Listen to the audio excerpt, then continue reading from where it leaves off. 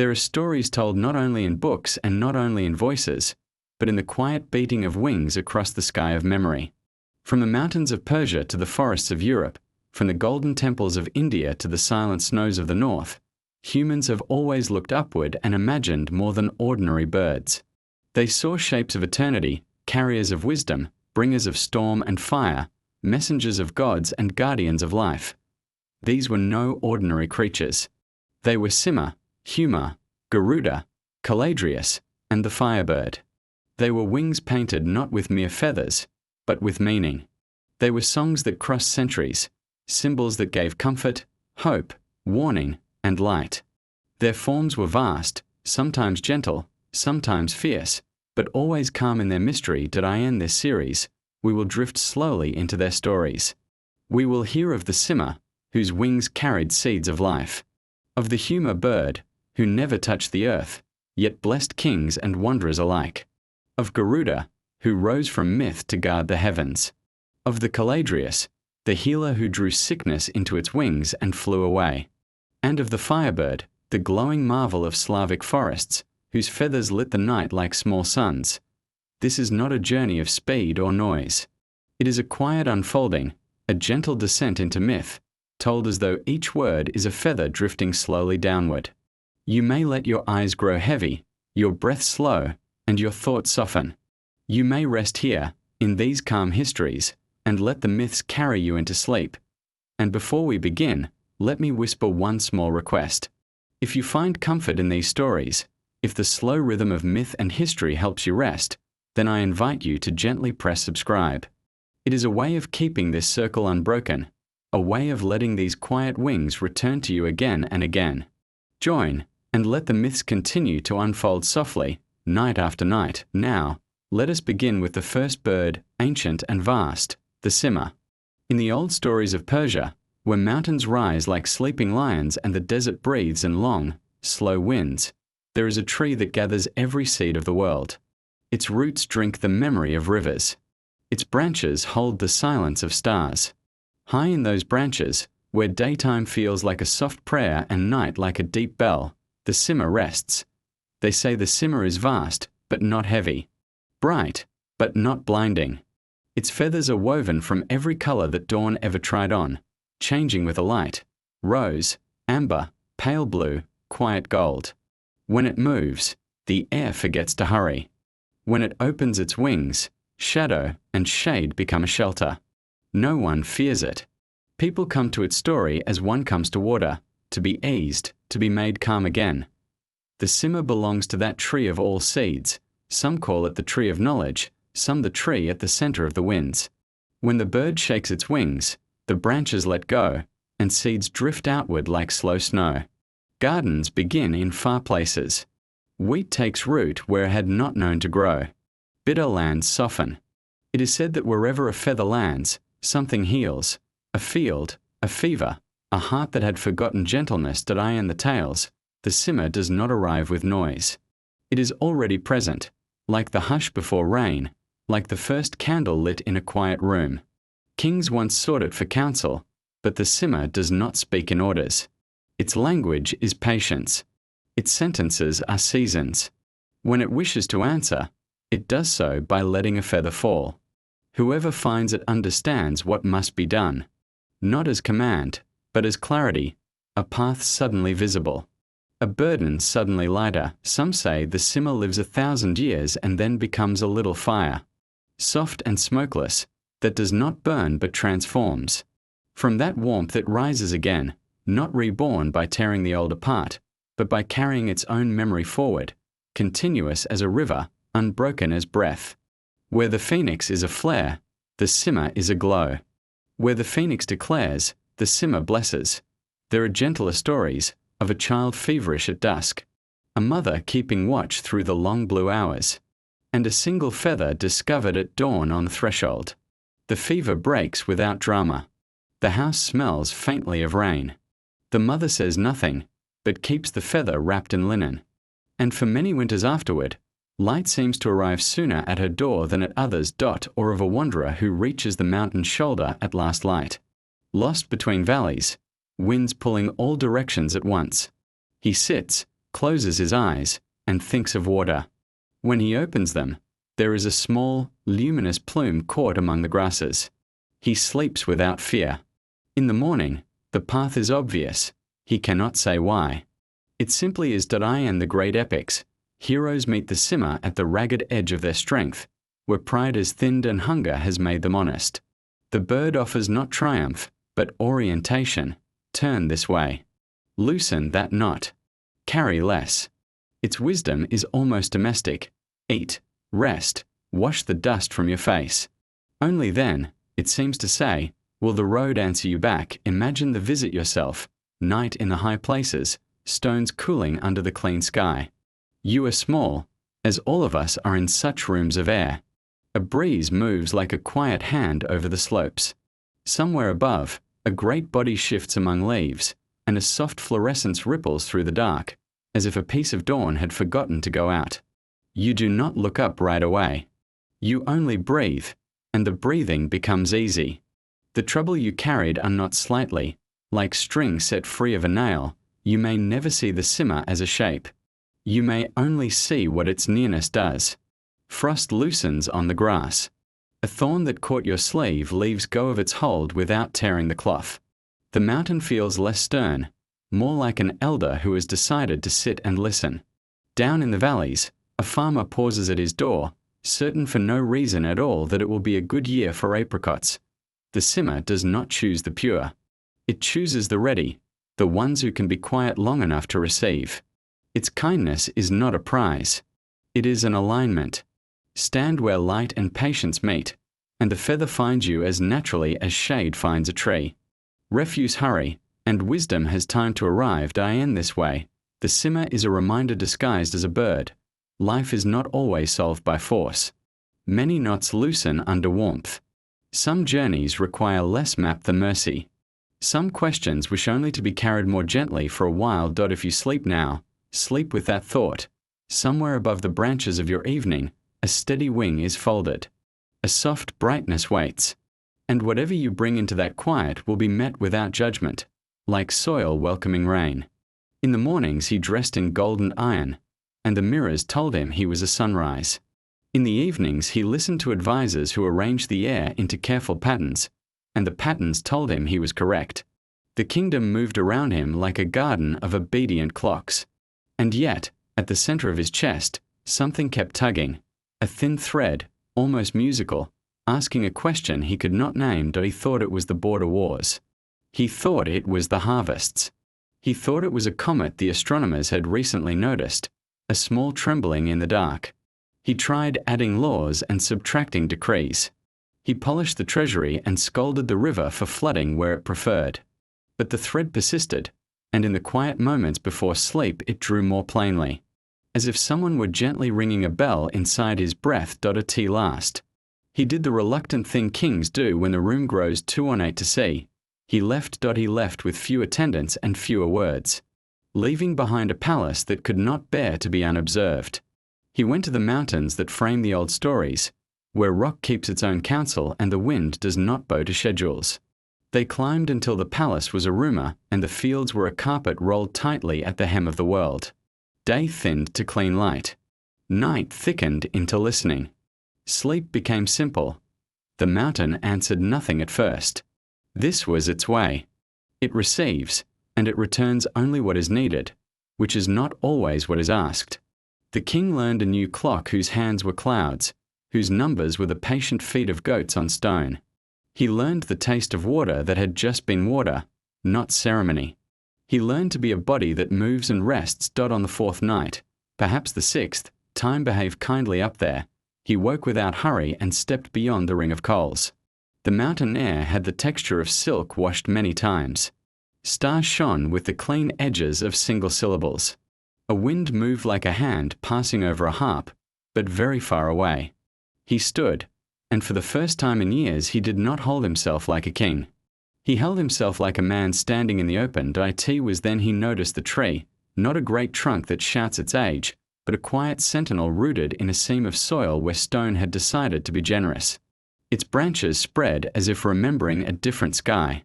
In those branches, a shadow breathed. The king did not step closer, because nearness is not always the way to see. He only let his attention soften until the shadow separated into feathers, and the feathers into color, and the color into something more like temperature than sight, a warmth that reached him even across the cool air. The simmer had not arrived. It had allowed itself to be noticed. He felt no fear. The crownless part of him, the unarmored part that had followed the belthred up out of the city, simply understood that he had met a room larger than any hall. A rustling, gentle as silk turned in careful hands, passed through the leaves. He thought, ask. But the mountain had been teaching him a different grammar, and he did not ask. He listened. Silence has layers. The first layer was the night, the wind, the very small noise a stone makes when it remembers its own weight. The second was the bird, a low, tidal breathing, as of a wing thinking.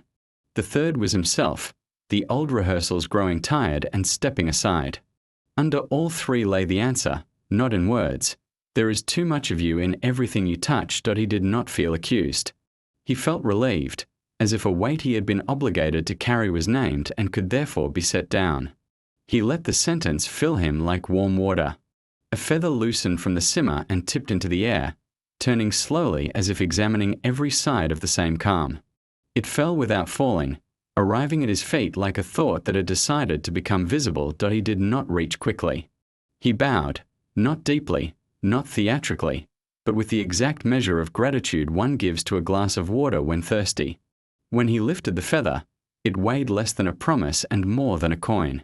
In it he saw harvest fields not as numbers but as bread, soldiers not as ranks but as sons, the palace not as mirror but as shelter, and the thread inside his chest.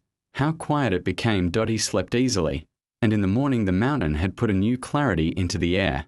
Colors were not brighter. They were truer.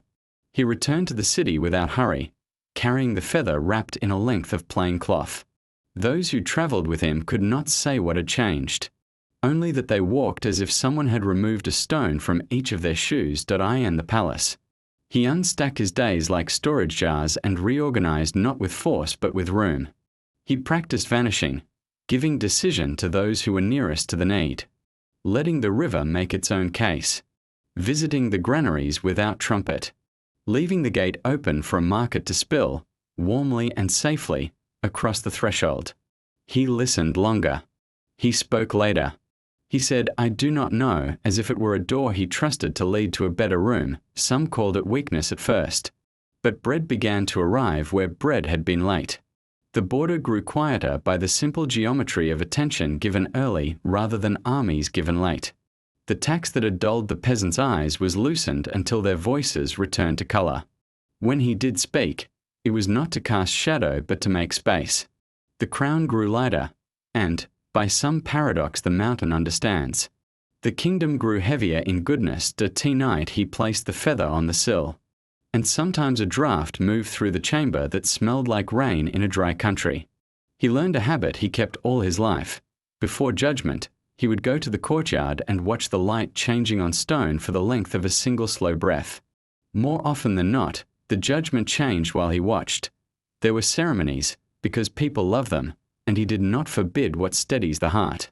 But he let the ceremonies be smaller, so the meanings could be larger.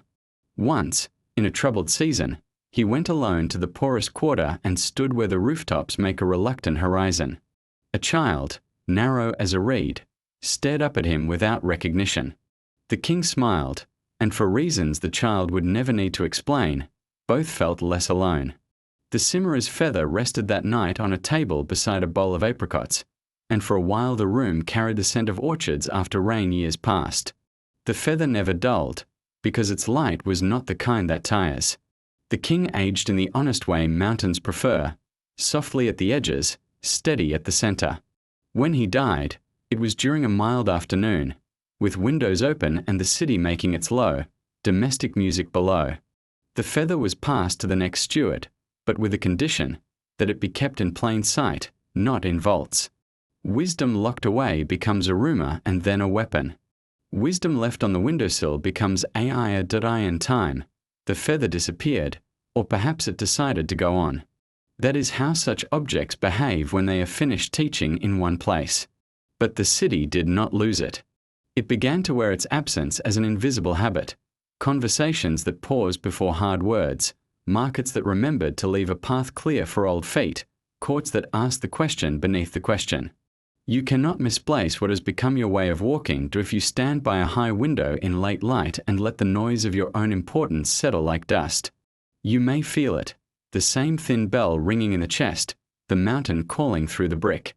The quiet invitation to remove yourself from the center so the center can finally appear. The simmer does not ask for worship. It asks for room. Given room, it plants seed. Given seed, it waits. Given time, it makes a kingdom porous enough for mercy to find every door, and if, on some soft night, a small glow crosses your threshold and your burdens loosen by the width of a breath, give thanks without naming it. Feather or thought, mountain or tree, bird or blessing, it is all the same grammar of gentleness, the language the world speaks when we have finished interrupting. In a small village that the maps remembered only as a smudge, a woman kept a garden that would not obey the seasons. Winters there were softer. Summers did not shout. The ground held its breath kindly for the seeds, and the seeds returned the kindness. People said it was the way she moved, unhurried as dusk, attentive as a mother steadying a sleeping child's head. She said it was the soil. The truth was a feather tucked, wrapped in cloth, in the lowest drawer of a cedar chest. She had found it in a lean year when the river kept changing its mind, flooding fields, and then abandoning them with a shrug. The village had grown thin at the wrists. She walked out in early light to the edge of the scraggly orchard, trees standing as if they had remembered better conversations, and there, caught in a thorn, a plume glowed in the quiet way moons glow in shallow water. It was not bright. Brightness would have been an interruption. It was simply present, like a friend who had arrived early and was sitting patiently at the table. Her first thought was not simmer. Names came later. Her first thought was oh. She freed it carefully, as one frees a thread from a button, and the thorn, courteous at last, let go without tearing. She did not wave it or pray at it. She brought it home and let it rest above her sink while she boiled a pot of water, which is how she met all important things. For a week she did nothing. The feather made the room feel like the moment before rain. The clay jars seemed to cool themselves. Bread proved without complaint. Her neighbor's baby, who usually frowned his way through afternoons, began to nap longer, small, ordinary mercies. On the 8th morning she wrapped the feather in a scrap of linen, stroked the cloth once as if smoothing a brow, and placed it in the drawer already humming with old buttons, seed packets, and a lucky river stone. Work changed, but not in ways that would have satisfied a court magician. She still turned the soil with her familiar, Nick spade. She still planted beans in straight rows and herbs wherever her hands happened to be happiest. Yet she found herself pausing to listen before each task, listening not for a voice but for the very slight rearrangement of air that means, here. She watered before the earth asked aloud. She weeded while the weeds were still thinking about it. She harvested without losing the last ripe thing to greed. The garden, relieved of hurry, did what gardens had always wanted to do. People came without naming it. First the neighbor with the napping child. Then the old shepherd, quieter since his wife had died, who began sitting on the low wall at the back and letting the time send its small brave smell into his hands. Then the baker, worried about a yeast that had started sulking. He left with a handful of fennel and a calm that made his dough remember how to be dough. No sermons, no signs, just an agreed-upon slowness that allowed things to become themselves. One afternoon a trader passing through set a roll of silk on her table and asked what charm she sewed into the soil. She smiled and showed him her spade, its handle worn to the shape of a palm. He laughed and left with a sprig of rosemary that made his pack smell like a good decision. At dusk, she opened the drawer and touched the wrapped feather.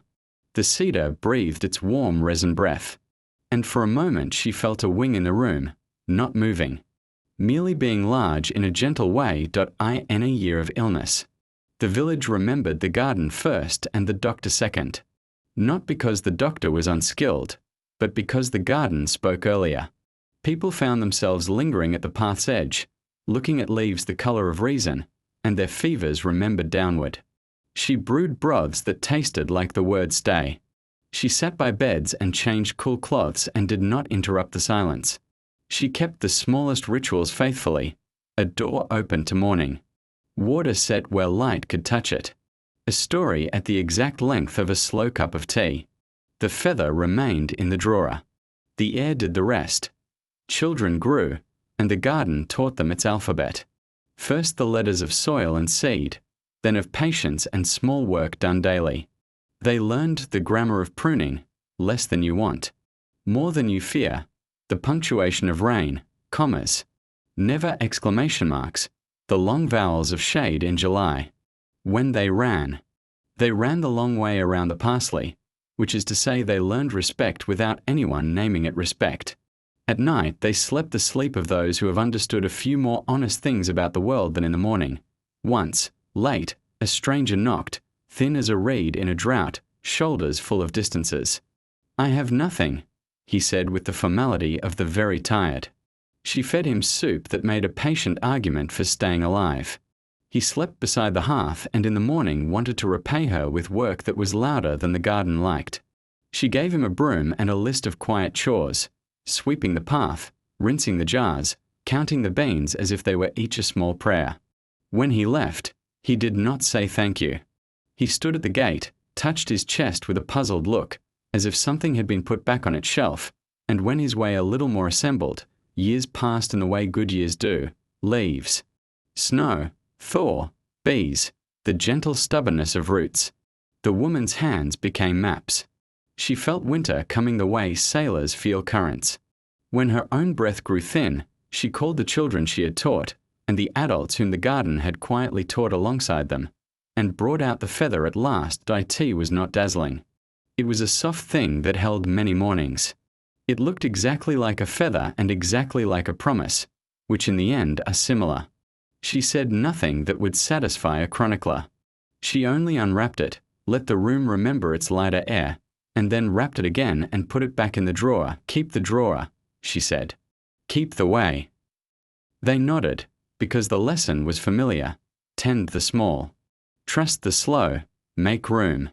Let the world be a little more itself for having been near your hands. After she was gone, the garden did not suddenly bloom in gold.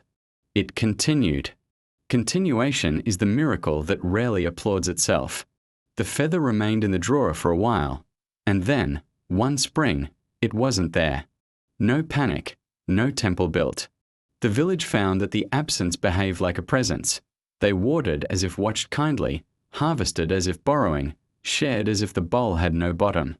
The drawer held only cedar and linen and a faint scent of rain, elsewhere, on a mountain perhaps, or in a courtyard where apricots trusted the weather, something vast shifted its wings, not to fly, only to bless the air.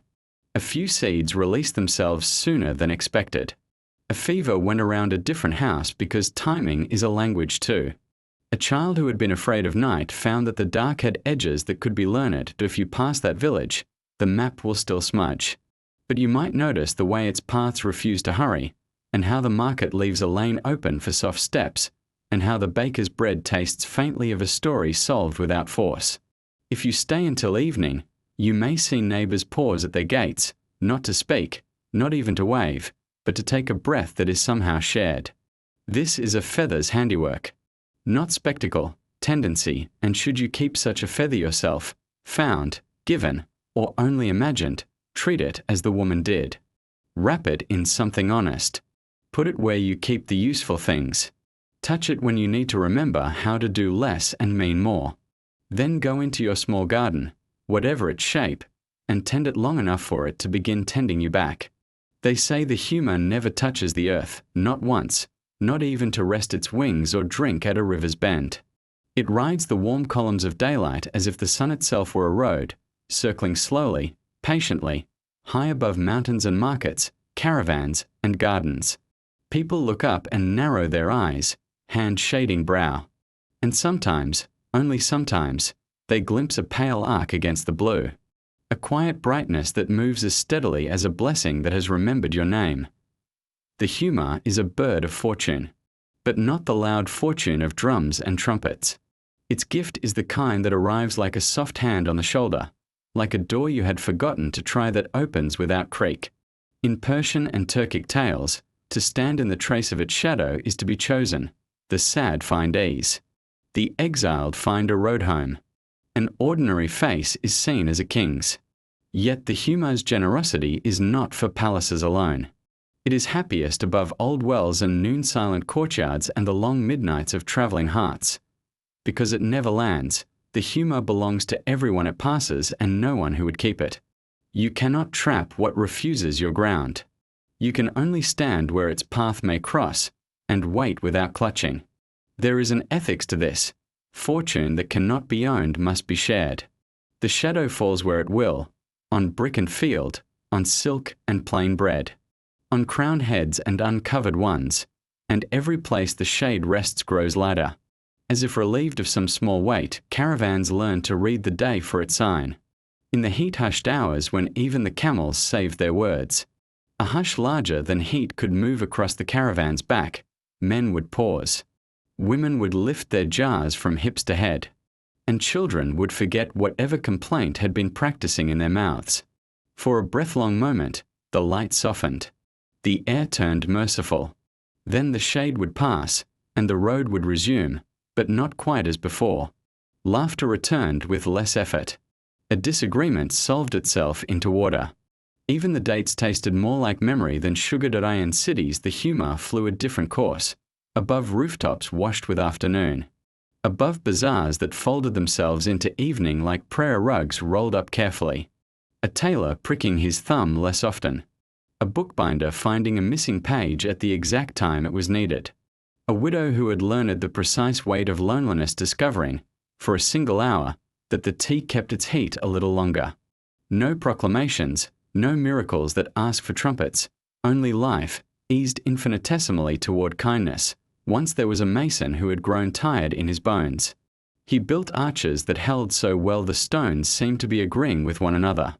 But some days the weight of shapes pressed back, and he thought of fields rather than walls. One noon he stepped into the unfinished courtyard to let his back learn air again. The Huma's shade crossed him so quietly he thought at first a cloud had reconsidered itself. He did not feel chosen. He felt correctly measured. That evening, the curve he had been wrestling all week settled into its place the way a sleeping child settles into a mother's arm, without argument. He kept working, but with one less layer of effort between his hands and what they knew to in the folktales, rulers sought the Huma's shadow to bless their names. They stood on towers and adjusted their cloaks and tried to summon the bird by the mathematics of desire. But the Huma is immune to summoning that forgets humility. Those kings who were truly touched by shade had first learned how to listen, how to let silence rearrange their next sentence, how to let a city speak through its markets and its bakeries and its unimportant corners. The Huma does not crown. It confirms. It finds the crown that was already the shape of service and lays a moment of cool across it. If you wish to wait for the Huma, learn the temperament of noon. Find a high place or a simple one, a hill outside the town, a flat roof where laundry lifts and settles, a plain square of earth where the world passes with its baskets and rumours. Stand without asking. Let your breath widen until it belongs more to the day than to your worry. You may look up, but better to look near, the kite tangling lightly at the end of a child's string, the old man at the fountain letting the ladle drip long enough for someone else to arrive, the cat sleeping in the exact geometry of sun. Where small mercies have begun to accumulate, larger mercies feel invited. What does the Huma look like when it can be seen? Accounts differ. Some call it white as lifted linen. Others say its feathers hold a tint of saffron at the edges, as if dawn had left its thumbprint on each plume. A few describe a long trailing tail like a narrow banner that shows you, for a second, which way the day is flowing. None of this matters in the way lists try to matter. You know the Huma by what it does to time. It slows it just enough for gratitude to catch up. Because it never lands, the Huma wears no dust and leaves no footprint. That is its lesson. Blessing does not owe you a monument. It owes you a nudge, a fraction of a degree that, taken over miles, becomes a different country. The mason's arch stands, the caravan arrives before the worst heat, a quarrel cools, a widow smiles into an empty room and finds it slightly less empty. These are small repairs that do not headline themselves. The quiet arithmetic by which a life returns to itself if tonight you go to the roof and the sky is a bowl of quiet metal. Lie back and let your ribs be a dock where the day can tie its ropes. The humor travels mostly in remembering hearts. Think of the times fortune was not spectacle but timing. Not gift but gentleness. Not possession but passing shade. That is humor's path through you. It will not land. It will pass, and in the passing, leave you lighter by exactly what you did not need. Sleep under that thought. Some birds bless by singing, some by bright plumage, some by bringing fire. The humor blesses by refusing to be kept. Its message is movement without grasping, goodness without ownership, light that cools rather than blinds. When morning draws its first line across your floor, step into it as if stepping into a shadow that has remembered to be kind. A city can crown a person long before a ceremony ever does die in the weeks before the choosing. The streets had their own opinions. Bakers, who know more about timing than most ministers, could tell which names rose and which collapsed. Potters, who feel the day in their wrists, sensed where patience lived.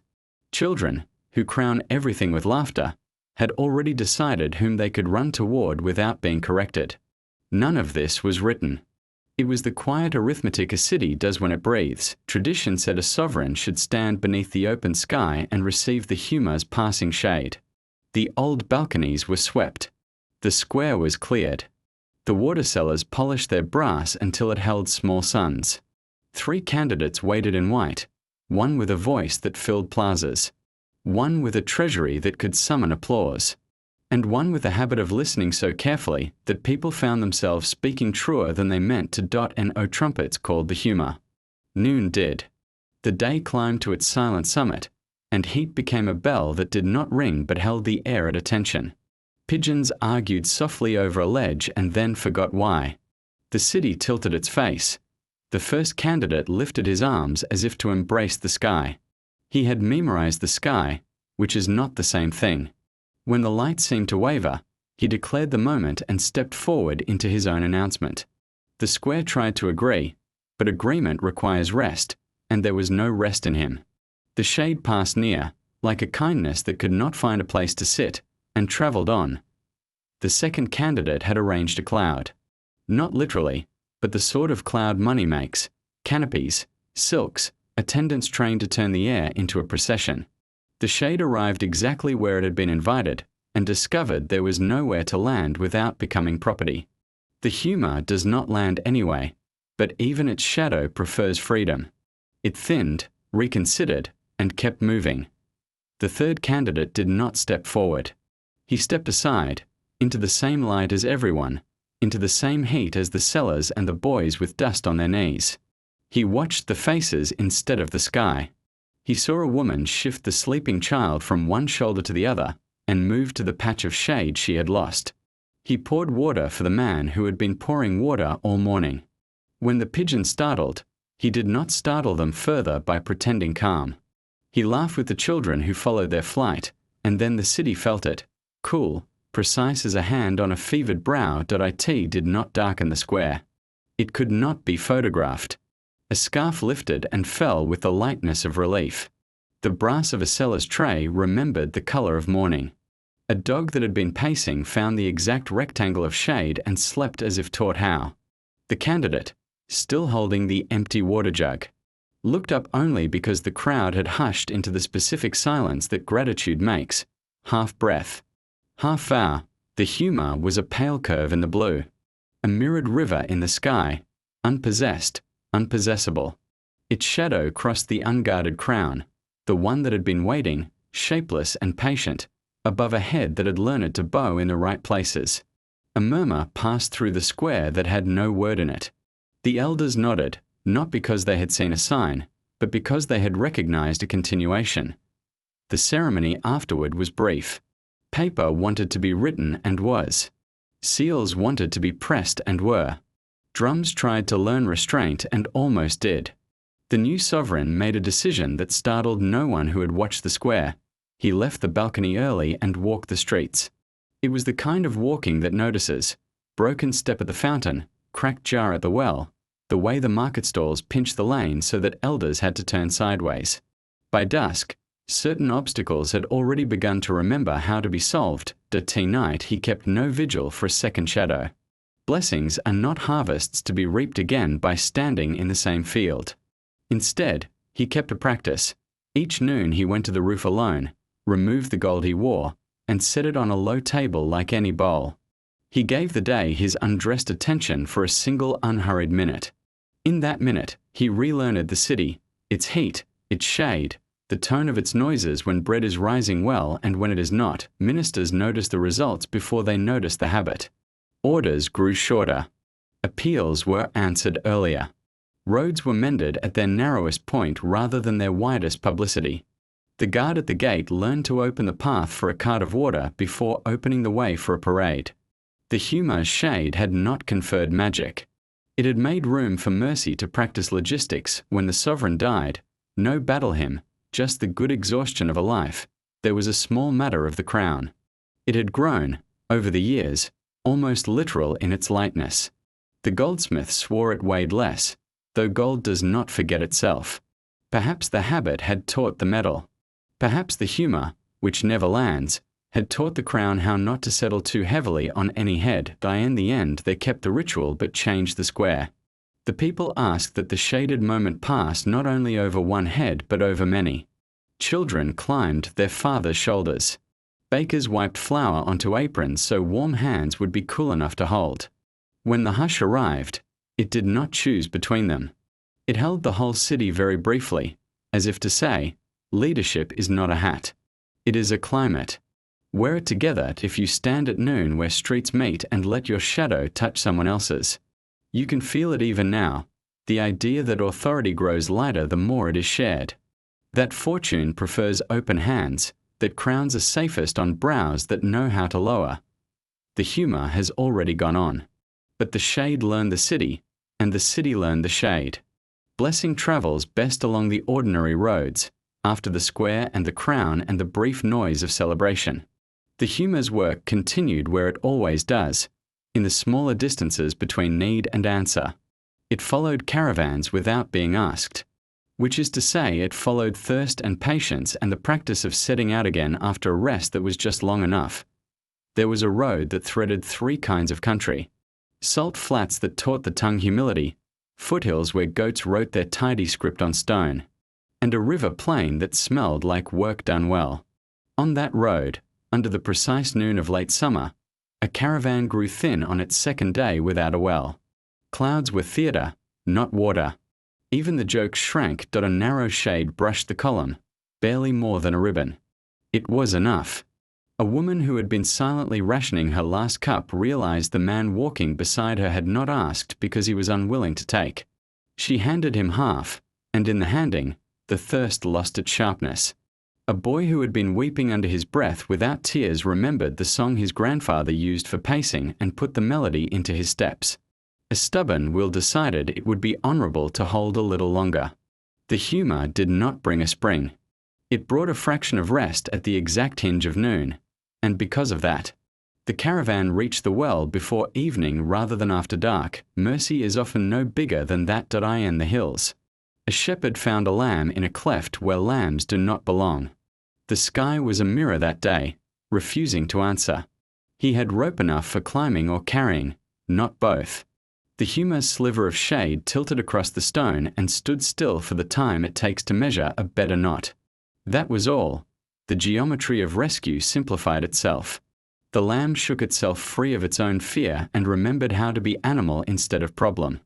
They descended together, and the shepherd's shadow on the slope looked like a story that would tell itself modestly at supper. On the river plain, a mill's axle had been complaining, an old, wooden voice asking for a condition no one had noticed. The miller's daughter, who had learned to read the river's moods by the noise it made in her bones, sat in the threshold and waited for noon the way cats wait for sun. When the shade crossed a lap, she stood up, oiled a place that had not seemed important, and the wheel took its next breath without pain. Flour would be finer that week, which meant bread would be kinder in the mouths of those who had only bread to look forward to. Word of these unremarkable miracles travelled, as such words always do, not in proclamations but in recipes and repairs. People began to give midday a little more room. Work paused not for idleness but for listening. A mason took his hand off the stone he had been forcing and felt the joint loosen under a lighter grip. The arch was grateful. A teacher closed a book forgotten open too long and let the children follow a flying leaf with their eyes until the alphabet found its own quiet. A is for air, B is for breath. C is for the cup that is not empty if you share. Travellers new to the road asked how to call the Huma. Old travellers smiled with the patience of those who have learned the wrongness of leashes.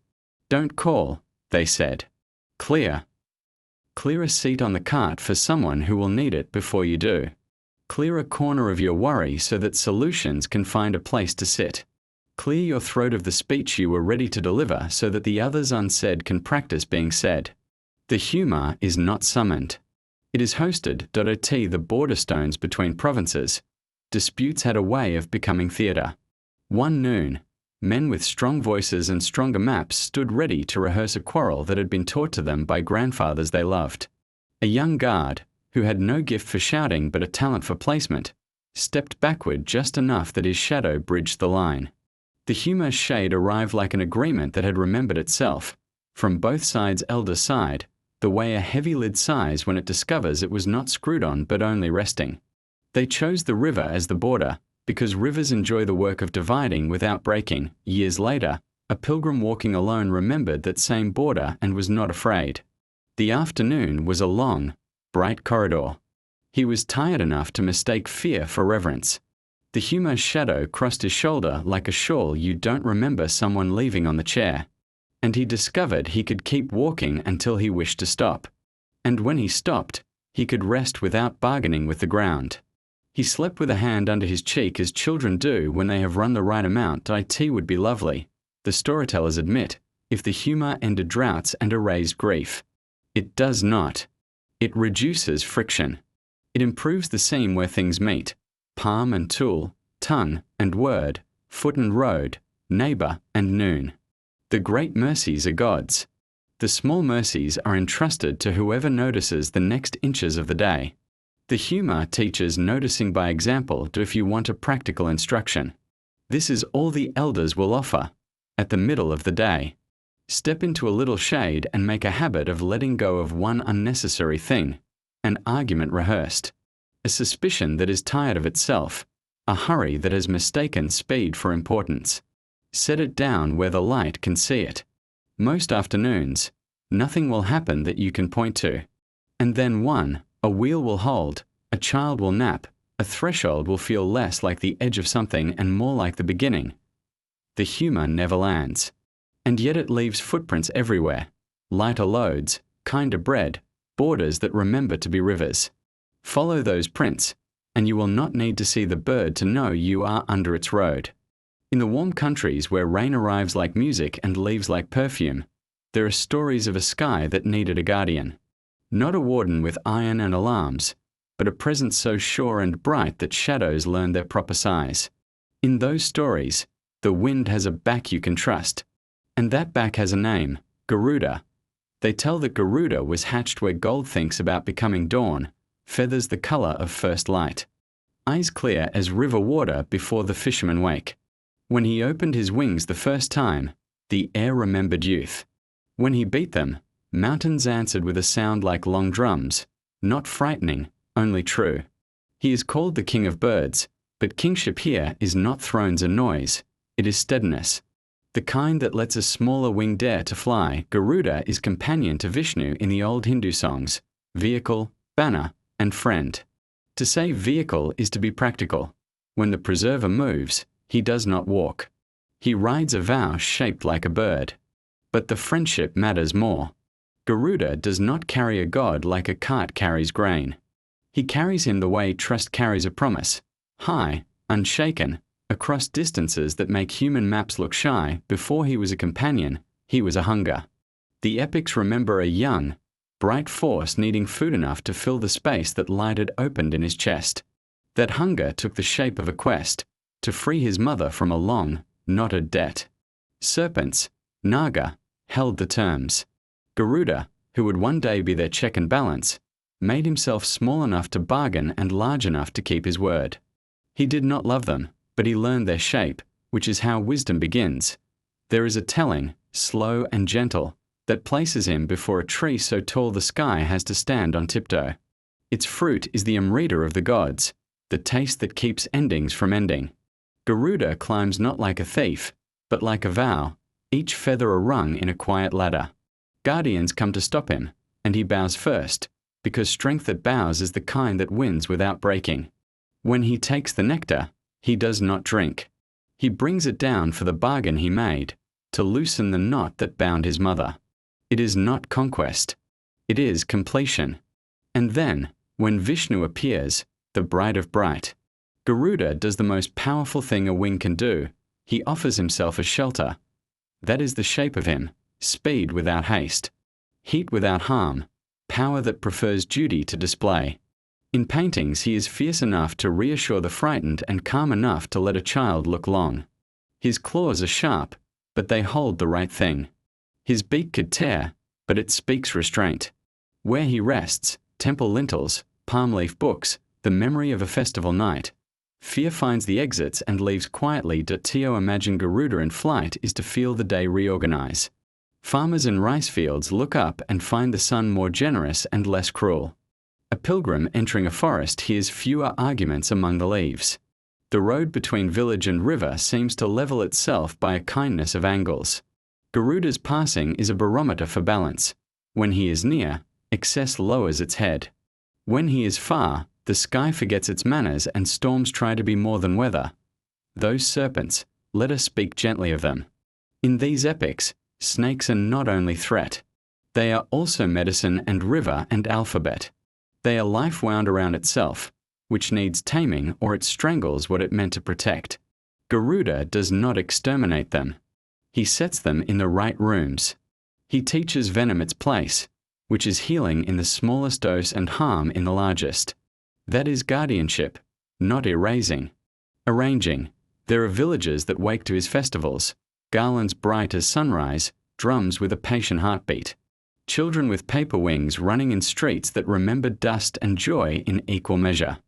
Mothers touch tiny foreheads and say a quiet prayer that their children will have Garuda's courage without his quarrels, his strength without his hunger, his speed tempered by vows. Fathers show boys and girls the carvings where Garuda kneels to gods and stands to danger, and explain, without sermon. That kneeling and standing can be the same form when the reason is right. Travelers tell of seeing him on days when choice feels too tall. A crosswind in the heart. A mountain at the end of the lane. They sit, as wise people do, and let their breathing arrive before their decision. A shadow, wide but clear, passes once over the ground, and a path that would have demanded shouting accepts a quieter step. Garuda, then, is less a miracle than a correction. The gentle hand that aligns the compass, imagine it now, a late afternoon over green water, monsoon clouds holding back out of courtesy. A temple flag barely stirs. Somewhere a conch sounds a note that is also a circle. Above, something bright and certain crosses from east to west. You do not see him fully. The eyes are not built for that much steadiness at once. But you feel wind where there was stillness, and peace where there was weather, and in your chest, the old tangle sighs, loosens, and remembers how to be cord instead of not. Garuda keeps the sky honest. He lends his back to what must be carried, and his shadow to those who must choose. If you sleep now, sleep under that wing, not to escape the world, but to be borne across it with dignity. In the morning, lift what is yours, gently. Leave down what is not. And if the road tilts, listen for feathers and vows in the wind. Before a wing learns altitude, it must learn measure. The stories say Garuda was young when he first met the old shape of harm, a knot that called itself a contract. His mother, kind as cool shade, had been pledged long ago to serve a nest of serpents, not because she loved them, but because hunger and fear make clumsy scribes. Debts were written in years instead of coins, and years do not fit in a purse. So Garuda grew with a brightness in his breast and a patient fire in his throat, knowing he would need more than strength to loosen the promise that held her. He did not break the door. He found the hinges. The serpents were many, river-coloured, moon-pale, black as a closed eye. They hissed in politeness, which is how certain powers hide their teeth. Your mother is ours, by oath, by ink, they said, unless you can fetch us the nectar that refuses to be fetched. Amrita, the draught that keeps endings from ending, guarded by tests that do not admire wings. Garuda bowed, not in defeat but in geometry. Lowering himself to rise truer, he said a vow, I will free what is bound, and I will not drink what is not mine. Such vows make the air sturdy underfoot. The road to the nectar was a quiet argument with excess. First a ring of flames that burned without smoke. He did not rush them. He learned their breathing and slipped between breaths. Then a wheel of knives that forgot to be still. He kept his own stillness long enough to show them how. Then guardians, bright, dutiful, appointed to say no to everything ill-prepared. Garuda greeted no with the respect it deserves, and no step aside for well. Then, if you truly must, he reached the nectar and did not taste it. He wrapped it in the cloth of his vow and carried it like a sleeping child. This is how power becomes safe, not by being smaller, but by being promised to something larger than itself. On the way back, the sky tilted. Serpents do that, tilt skies. They make hunger seem like law. They make fear sound like wisdom. Garuda felt the old heat in his chest, the urge to fix everything with talons. He folded his wings instead and asked the wind to remember its right direction. The wind did. It always does when addressed without arrogance. When he returned, the serpents were waiting with their faces like slow rivers. He set the nectar down in the circle agreed, and time itself leaned forward, curious. Release her, he said, and his voice had the weight of water finding its level. They could not refuse. Vows answer vows. But harm, when cornered, tries one more turn. Just a taste, hissed a brave handler of tricks, and reached. The stories say fire came, clean, brief, like a teacher clapping once. Garuda did not scorch from hatred. He cauterized a habit. He taught the snakes that nectar must feed vows, not appetites. When they drew back, dazzled and intact, he did not boast. He turned to his mother, and the world made the sound a knot makes when it remembers it was always rope. That should be the end of a smaller tale. But this one opens wider. Vishnu, the steady, the keeper, stood where the horizon keeps its promises. He saw a winged being who had practiced restraint without forgetting courage, and a courage that could be quiet without becoming weak. Will you carry me? Ask the one who carries worlds. To carry is my vow, said Garuda, if the burden is duty. And so the air acquired a new grammar, a god who travels by trust, a bird who makes strength into service. People misunderstand the lesson of serpents. They are not villains stretched endlessly. They are forces that coil, life gathering itself. Coiling can protect or choke. Garuda learned to press the coil until it remembered protecting. He did not end venom. He gave it dose. He did not silence river. He gave it banks. In the hands of vows, even the dangerous becomes medicine. The elders say, when a problem shows you its teeth, look for the hinge behind the tongue. When a contract snarls, find the clause that forgot the human face it was meant to serve. When hunger arrives dressed as law, invite it to the table and feed it slower bread. Do this long enough and you will hear a soft sound, the release of a world that had been held too tightly by its own rules. Imagine a dusk after the freeing. Garlands at thresholds, rice cooking to the humble perfection of steam, a mother's hand on her son's arm with a pressure that says more than blessings can say. Above them, Garuda lifts once, just once, as if to iron the sky. Down below, a snake glides out of a field where it might have startled children, crosses the path without lingering, and remembers the dignity of distance. Balance is not a victory march. It is a circulation that if you carry a knot tonight, paper, memory, duty learned too well, set a vow beside it. Not the vow of winning, the vow of arranging, that each part will live where it can do its smallest harm and largest good. Sleep while the vow does its work. In the morning you may discover that your hands know which coils to loosen, which to leave, and which to bless for being exactly what they are. In the oldest rooms of winter, where breath fogs the glass and lamplight stands like a small moon, there is a chair kept close to the bed. It is set there for visitors who know when to speak and when to be silent. In certain tales, the visitor is a bird, white as washed linen, calm as snow that has chosen to fall without wind. They call it the Caladrius. The Caladrius does not arrive with beating wings or with fanfare. It is simply present, as a soft correction to the hour. A latch lifts. A draught changes its mind. A hush gathers in the corners of the room. Those who keep watch, mother, sister, friend, the nurse whose hands smell faintly of rosemary, look up and feel their foreheads loosen, as if someone had smoothed the worry lines while they weren't looking. The bird steps lightly to the chair, then the foot of the bed, and then, if welcomed by the quiet. To the pillows are iam medieval bestiaries it is written. If the Caladrius looks into the sick one's face and keeps its gaze, there is hope. It draws the illness into itself, like a tide accepting a river, and then it flies away, carrying the fever toward distances that no map counts. If, however, it turns its head, refusing the meeting of eyes, the end is near. But these are book sentences, written in inks that loved certainties. The older, gentler stories tell something else, that the Caladrius never refuses a person. It only tells the truth the room already knows. It does not forecast. It accompanies, watch its manner. It does not peck at bandages or fret with restless feet. It listens to the breath and matches it, short if short, slow if slow, showing the body how to find a better rhythm without scolding. Its whiteness is not glare but mercy, the kind of white that remembers every other color and therefore judges none. In that light, a shivering child grows still.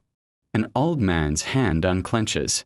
The woman whose thoughts have been running in circles lets them become a line that leads to sleep. Sometimes the bird drinks.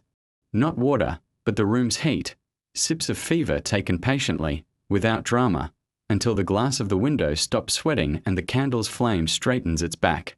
Then it lifts its head, and you can almost see the choice being made, to keep carrying or to go and pour the burden someplace far. The Caladrius is a ferry for sickness, and its or his attention unbroken tea is a healer, but not a magician. It loves clean sheets, aired rooms, the discipline of warm broth given slowly, and the kind of silence that has removed its shoes. It approves of windows opened a finger's width at noon and closed again at dusk. It prefers hands washed without hurry, and the gentle rituals that make a bed a safe geography. Pillow fluffed, blanket smoothed, a cool cloth folded into a moon for the brow. Where such small obediences are practiced, the bird stays longer. The household learns from it. Voices drop, not in fear but in respect. The clock seems less interested in minutes and more interested in timing. Someone who had been arguing with a knight about how long it must be finds a chair, folds their coat across their knees, and lets the bird teach them to count breaths instead. A lamp is turned down, and the room grows tall in a comforting way. The Caladrius looks once, only once, at each person in the watch, and in that look they remember why they are here, not to defeat the dark, but to keep someone company while morning finds the door. What does it look like up close?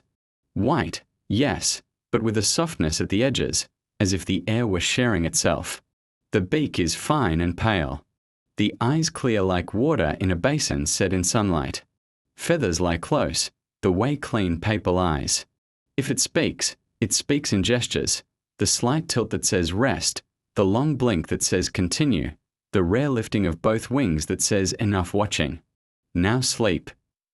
It does not ask for thanks. If a crumb is offered, it accepts decorously and leaves the plate cleaner than it was. There are stories of grand cures, a fever gone by dawn, a wound that remembered closing.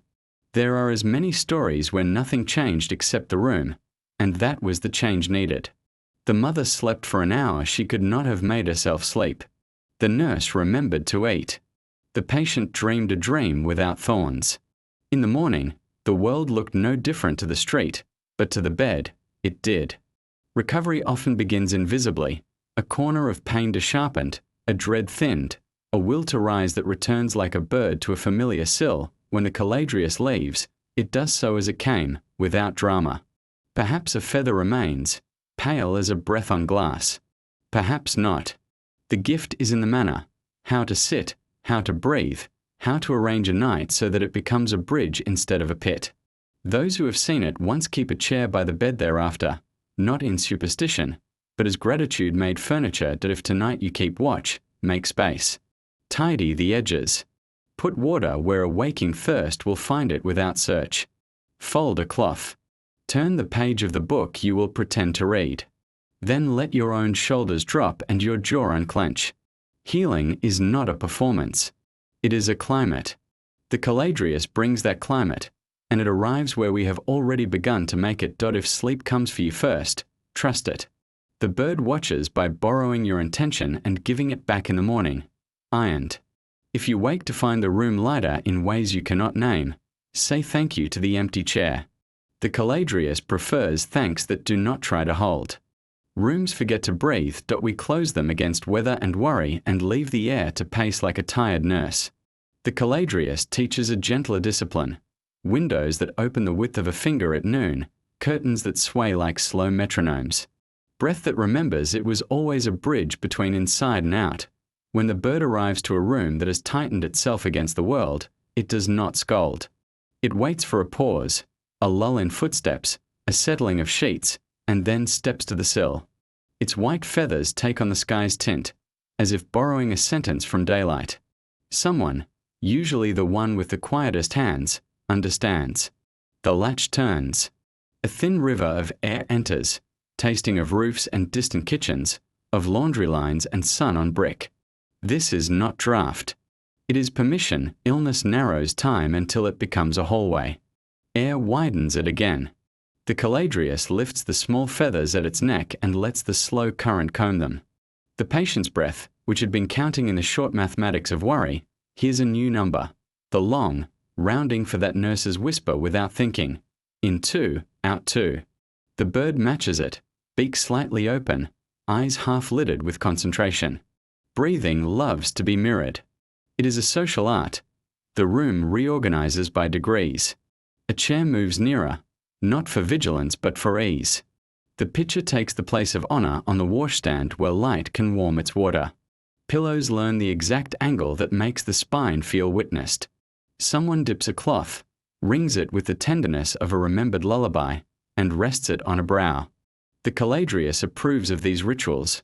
Modest, reliable, repeatable, because they call the body back to its ordinary courage. There is a sound the window makes when the air is right, and almost silence. The hush of two temperatures deciding to be neighbors. In that hush, fevers lose their sharp edges. Shivers soften into naps. Pain does not retreat as a defeated army. It steps back politely to make room for rest. The white bird stays near, adding nothing, taking nothing, only lending its posture of exact patience. The way a good chair lends structure to a tired back, visitors come and learn the room's new grammar. How are you? Becomes, can I refill that? Be brave becomes, shall I straighten your blanket? Stories shrink to the size of the breath that can carry them. Jokes stop trying to wrestle the dark and instead place a small candle at its feet. This is the Caladrius's etiquette. Kindness that minds the scale of the hour. Sometimes the sky sends weather to help. A brief sunbeam arrives and sits on the quilt like a cat. Rain taps the sill with a rhythm that agrees with sleep. Distant bells fold the hour into a cloth smooth enough to rest the mind upon. The Caladrius listens to these small concerts and translates them into stillness, turning the room into a chapel not of miracles, but of continuance. What does the patient feel? Not triumph. Not a sudden banner of health. Rather, a soft decluttering. The mind shelves dusted, the body's drawers put back in order. Breath, once shallow and defensive, begins to be generous again, traveling all the way down, not stopping at the first worry it meets. Shoulders settle. The jaw remembers it is not a guard. Hands that had been clenched around nothing at all open the way windows open, by degrees, without effort, with a quiet click of relief. When the hour grows heavy, the bird returns to the chair and lowers its head. One foot tucked into feathers, a lesson without words. Sleep is also medicine. The watchers nod off in turns, discovering that rest given to themselves returns double to the one in the bed. The window keeps its finger's width of honesty. Night air enters like a careful nurse, Changing linens of silence without waking anyone die in the morning. The room smells faintly of air and linen and broth. The Caladrius leaves a featherlight trace of order, the pitcher refilled, the cloth neatly folded, the chair placed exactly where it will be needed again. No one saw it do these things. They happened because the bird arranged the hour in such a way that care could find its path without stumbling that if your room has forgotten to breathe. Let this be your practice. Open the window enough to hear a story you are not in. Match your breath to something steady, the tick of a clock, the fall of rain, the white bird at the sill. Do not hunt sleep. Set a chair for it. Do not command healing. Set conditions under which it comes of its own accord. The Caladrius will visit rooms that behave this way, and if you cannot see it, you will feel the furniture of the hour grow kinder. There comes a moment when the room has done all it can, sheets are clean, water is ready, breath is measured, prayers, spoken or silent, have been said in a language older than words.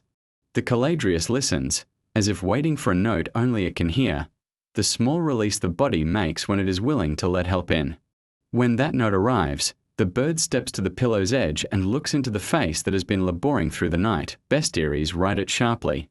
If the bird meets the gaze, there is hope. The older keepers of stories say it more kindly. When the bird meets the gaze, it meets the person, not the illness, and the person remembers how to accept a gift. The look is simple. No drama, no glitter. The eyes of the Caladrius are clear basins, and in them the patient sees themselves unfrightened. The bird breathes in. The room seems to exhale. Lamplight, worry, heat. The bird breathes out. The temperature nudges. The dampness on the window loosens its hold. Again, slow as liturgy. Each cycle takes a little of the fever's insistence and carries it, the way a ferry carries crowded footsteps across to quieter ground. Some say the bird grows warmer while it works. Others say it cools, like marble in shade. It does not matter which, only that the hour grows balanced, and balance is the beginning of return.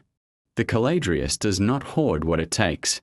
When the work is finished, it will go to a place the sick do not need to know, beyond gardens, beyond roofs, to some patient horizon, where it will shake itself once, as birds do after rain, and the fever will fly off like a late moth.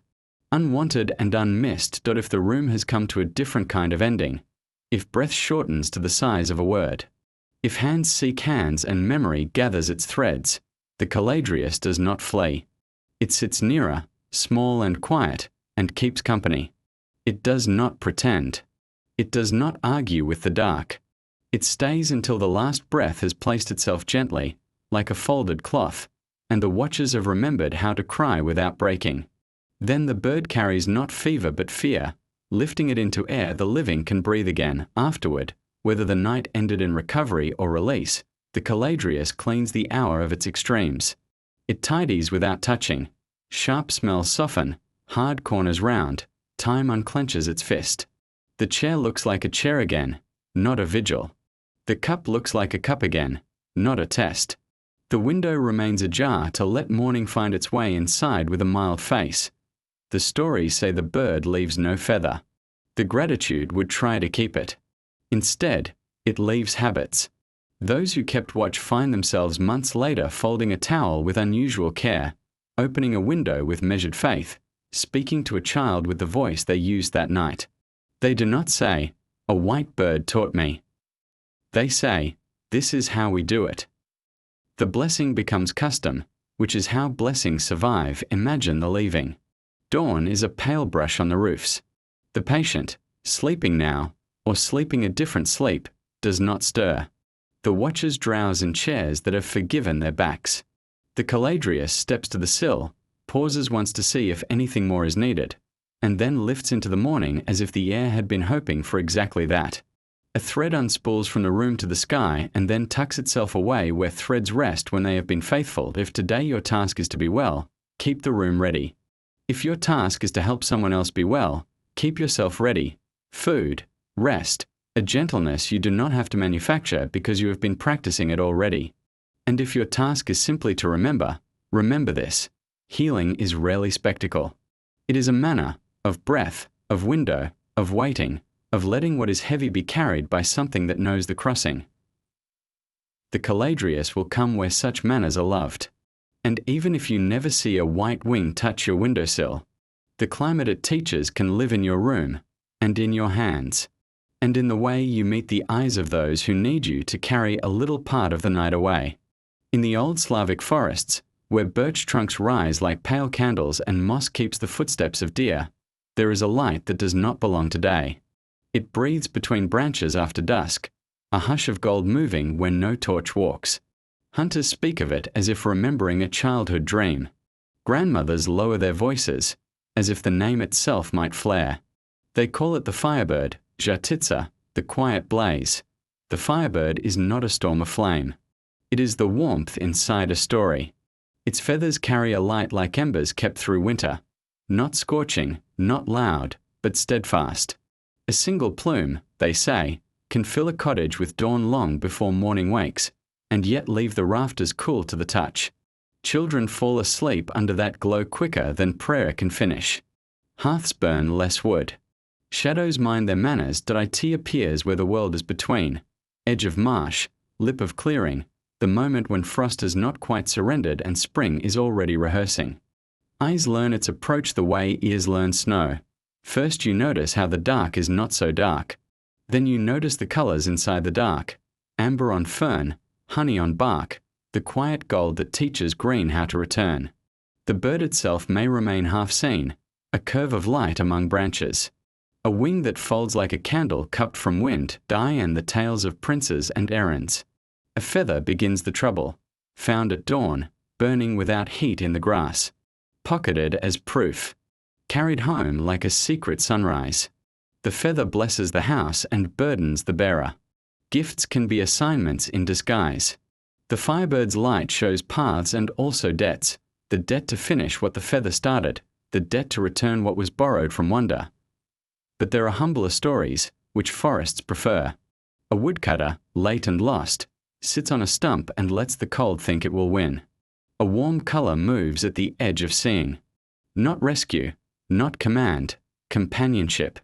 He rises, not because told, but because light at that hour means walk a little farther. He reaches home. Later, he cannot explain why his hands smelled faintly of apple blossoms in snow. The Firebird brings luck that behaves like patience. A snare breaks harmlessly before it can lie. Berries stay sweet one day longer than they should. A fox changes its mind and learns generosity toward hens for a week. The millstone turns with less complaint. These are not miracles that demand witnesses. They are corrections.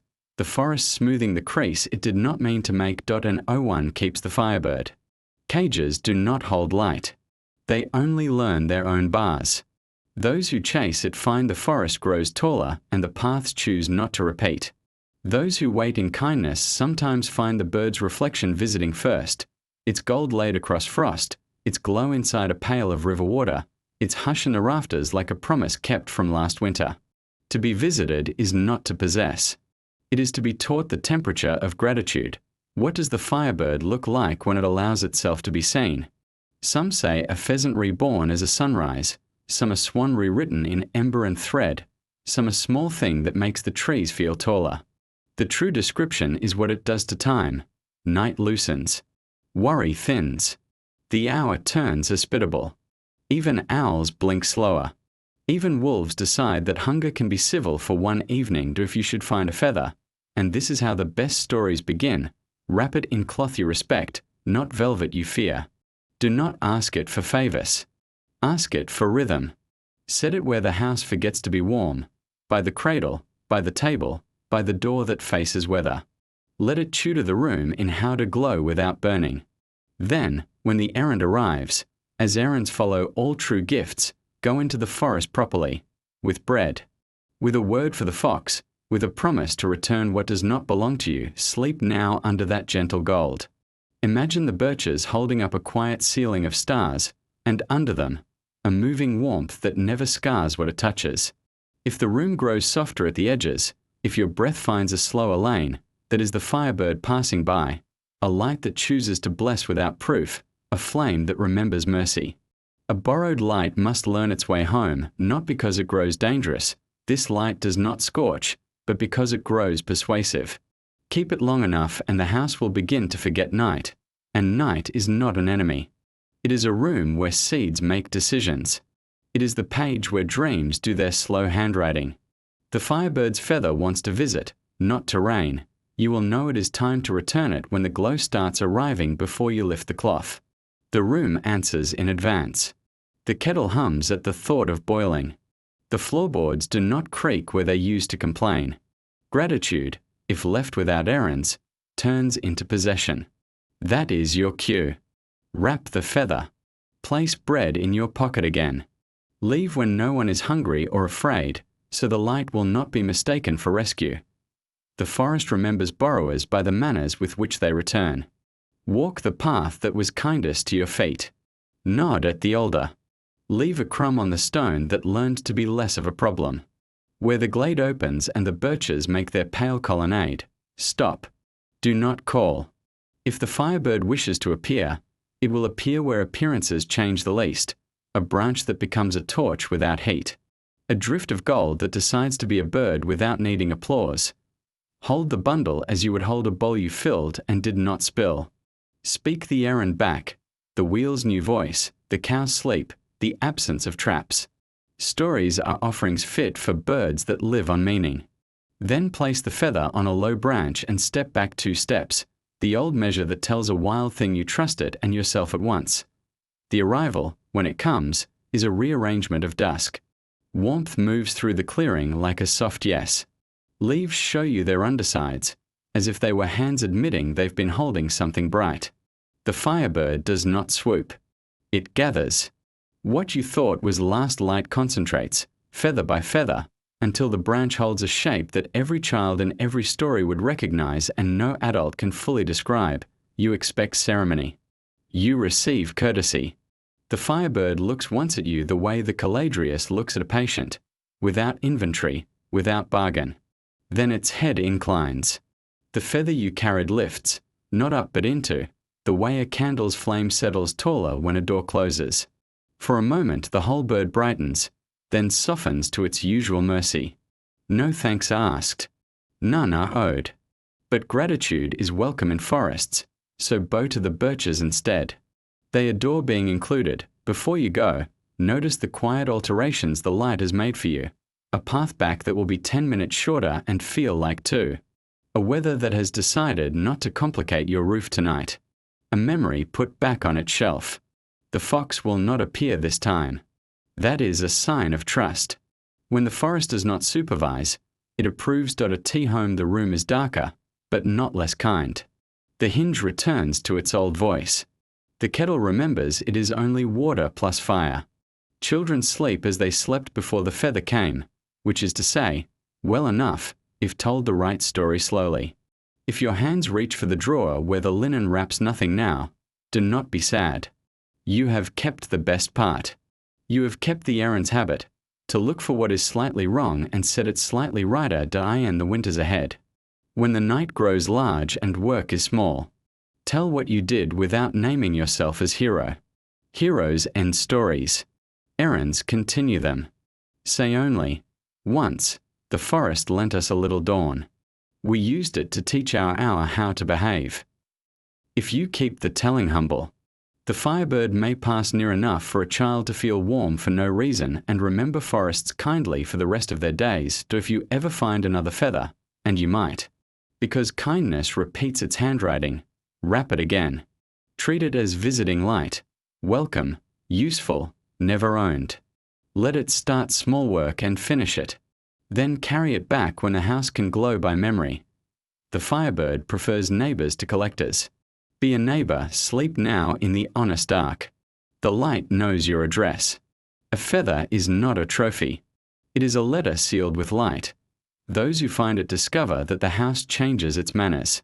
The stove keeps a steadier temper. Spoons chime less sharply against bowls. Quarrels arrive, look around, and forget their reasons. The feather does not command. It tunes. Children nap under its glow as if it were a lullaby made visible. Bread proofs as though the room has remembered spring. Even the door, which had been arguing with its hinges all winter, learns to close with courtesy, but gifts, if true, carry errands inside them. The errand does not begin with a trumpet. It begins with noticing. The cow has grown restless at night. The mill's wheel stutters where it used to hum. A path beyond the older trees feels heavier, as though footsteps have been walking there without bodies to make them. No one asks you to go. The light asks nothing. It simply stays calm until you hear yourself say, "I'll look," in a voice you trust, pack like the forest taught you, a heel of bread wrapped in cloth, a small knife for rope and apples, a cord, a flask, a word for the fox, because the fox knows more doors than any map. Take the feather, but not bare. Wrap it in linen that has learned clean water and patient sun. Do not lift it like a flag. Carry it like you would carry a sleeping child across a room where others are resting. The forest receives you with its ordinary tests. Not riddles, exactly, calibrations. Can you walk at the pace of moss? Can you hear the water before you see it? Can you accept that the path is wiser than your plan? At the first bend, the alder trembles and resumes stillness. At the second, the air tastes faintly of iron and rain. At the third, you meet the fox, who looks at the bread, then at you, and then at the bundle under your arm. Leave a crust. Say thank you. The fox will not bow, that is not its grammar, but it will leave the bracken noisier on your behalf. Soon you arrive where the path had felt heavy. The ground dips as if a lake had tried, once, to be here and changed its mind. The trees grow wider spaced, which is how woods make rooms without walls. In the center stands a stone with a crack that looks like a closed eye. The air is neither cold nor warm. Place the feather's light where the shadow is deepest, not to conquer, to invite. Light that does not force becomes welcome. What wakes is not a monster. It is a mistake that lingered, an old snare, clever and cruel, set by someone who wanted certainty more than supper. The loop has learned hunger. It has been taking more than it was owed. Rabbit, poor, patience, trust. The firebird does not love snares. It loves balance. Unwrap the feather. Let the gold find the knot. You will not see hands, but you will feel the thought that tied this loop losing interest in harm. Lace loosens. Wire remembers it was once metal that could have been bell or plough. You coax. The light agrees. The snare releases the idea of catching, which is all a snare ever was. When the loop lies slack in your palm, bury it far from paths. Not because you fear it, but because you respect how ideas root if left on the surface. Mark the place with 3 stones so you'll remember when not to step. The ground will take the wire into itself and teach it a slower appetite. Rust, soil, mushroom, worm, the old choir that unlearned sharpness. The errand continues quietly. At the mill you oil the axle that no one had thought to notice. The wheel replies with a sigh so private only the river hears it. In the meadow you find a shallow pit, someone's impatience where a well would have needed patience, and you turn it into a trough that accepts rain instead of trapping ankles. At the byre you move a lantern 2 handbreadths to the left, and the cow, relieved, returns to her sleep. None of this feels like heroics. That is the sign you are close to the firebird's way. Its feather does not ask you to be grand. It asks you to be exact in kindness. By dusk the forest has become opinionated about gold. It places little copies of the feather's light wherever your steps have corrected a wrong. A gloss on the millpond, a honey on the hawthorn, a small burnished coin of sun sleeping on the cow's flank. When you return home, the door's hinge offers you a soft sound, nearly gratitude. The feather glows 1 shade quieter, not dimmer, satisfied. As tools are satisfied when used properly, you will sleep without audience. In the morning, the village will not gather to name you. But someone will notice the wheel no longer sulks, and someone else will find the path easier, and a child will run past the alder without the usual flinch. Light travels best by rumor. The feather will rest where you set it, bright as a memory that has learned its lesson that if another errand comes, and it will look smaller than your pride prefers. Say yes anyway. Small repairs are how forests stay alive. In the soft country between waking and sleep, 5 birds gather without needing to arrive. They are already present wherever patience is practiced. The simmer in the trees that remember every seed, the Huma in the noons that learn to be kind, Garuda in the sky that behaves, the Caladrius in rooms that breathe, and the Firebird in forests that glow without burning. They do not argue. They agree on the old work, how to make the world slightly truer by touching it lightly. The simmer speaks first, as memory, not in words, but in the way a knot loosens under warmth. Its great wing is a shade that invites thinking to become gentler. It reminds us that wisdom is seldom an announcement. More often, it is a feather placed where a burden used to be. Kings, gardens, wanderers, each was guided not by orders but by orientation. Turn this way. Carry less. Make room. The Huma follows as blessing that refuses ownership. It passes once, narrow and exact, and shadows cool the fever of noon. Mason, caravan, city square, each remembers how fortune behaves when it is not trapped.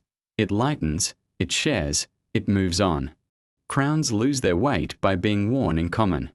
Arguments soften into paths wide enough for elder steps. The lesson is simple and difficult. Do not grasp the shade. Host it across the high air. Garuda steadies the weather of the heart. A vow, a hinge, a burden carried without display. He reminds storms of their proper size, serpents of their proper rooms, and strength of its proper manners.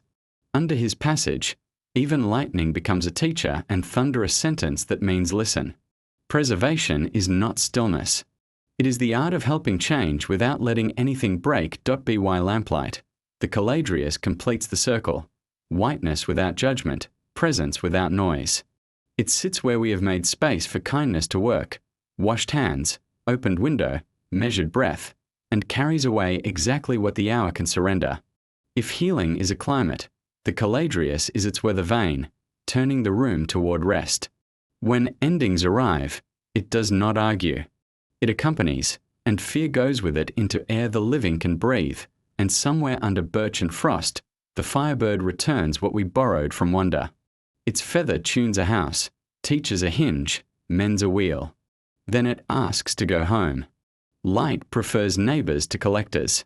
In its glow we learn errands, not heroics. Find the small wrong and set it slightly righter.